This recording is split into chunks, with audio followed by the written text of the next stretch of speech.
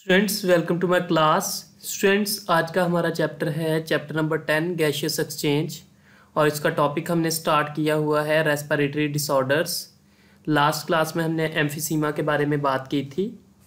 मैं रिवाइज करवा देता हूँ। Emphysema is the destruction of the walls of the alveoli. Emphysema में एल्वोलाई की दीवारें टूट जाती हैं।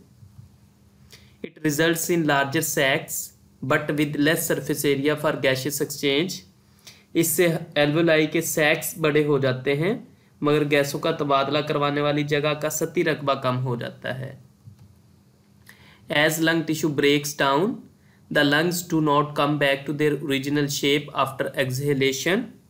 जब फेफड़ों का टिश्यू टूटता है तो एक्सपिरेशन के बाद फेफड़े अपने पहले वाली शक्ल में नहीं आ पाते। So air cannot be pushed out and is trapped in the lungs। और इस तरह हवा बाहर नहीं धकेली जा सकती और वो फेफड़ों के अंदर ही फंस जाती है। स्टूडेंट्स हमने डायग्राम भी डिस्कस की थी जो आपकी बुक में दी हुई है।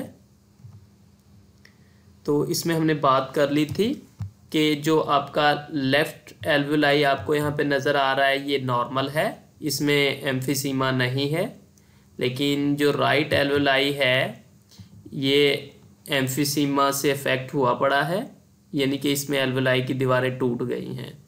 तो इसको हमने डिस्कस कर लिया था। इसके बाद आज का जो हमारा टॉपिक है वो यहाँ से स्टार्ट होता है।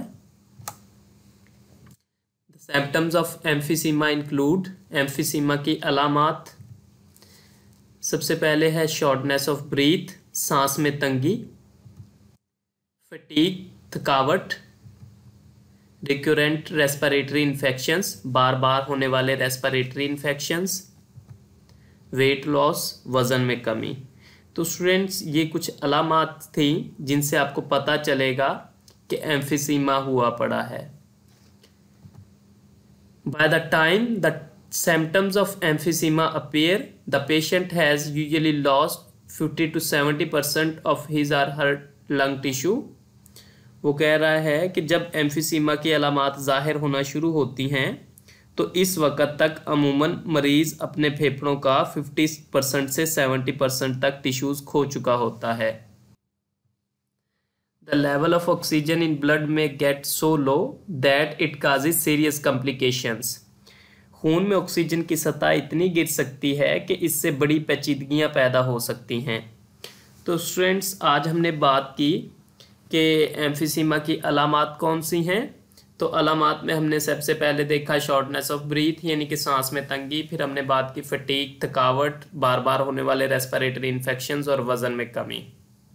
और वो कह रहा है कि जब एम्फीसीमा की अलामात का पता चलता है तो उस वक़्त तक मरीज़ का 50% से 70% टिश्यूज़ टूट जाते हैं और ब्लड में ऑक्सीजन की मिकदार इतनी गिर जाती है कि उससे बड़ी पेचीदगियाँ पैदा होती हैं। तो स्टूडेंट्स हमारा ये टॉपिक कंप्लीट हो गया है। आज के टॉपिक से related questions. Define emphysema, emphysema की तारीफ करें तो ये हमने पिछली क्लास में डिस्कस कर लिया। What are the symptoms of emphysema, emphysema की अलामात क्या हैं। तो इसमें आपने बताना है कि एम्फीसीमा के अलामात में सांस की तंगी, थकावट, बार बार होने वाले रेस्पिरेटरी इन्फेक्शंस और वज़न में कमी। और इसमें आप ये भी बताएंगे कि जब एम्फीसीमा की अलामात ज़ाहिर होना शुरू होती हैं तो उस वक़्त तक मरीज़ का 50% से 70% टिश्यूज़ टूट चुके होते हैं। स्टूडेंट्स पंजाब टेक्स्ट बुक जहाँ से आपने इस टॉपिक को प्रिपेयर करना है, हमने लास्ट क्लास में यहाँ तक बात कर ली थी। आज की क्लास में हमने इस टॉपिक को पढ़ा है, मैंने रेड बॉक्स के अंदर हाईलाइट कर दिया है। आपने अब इस सारे कंप्लीट टॉपिक को अच्छे तरीके से प्रिपेयर करना है। Thank you students.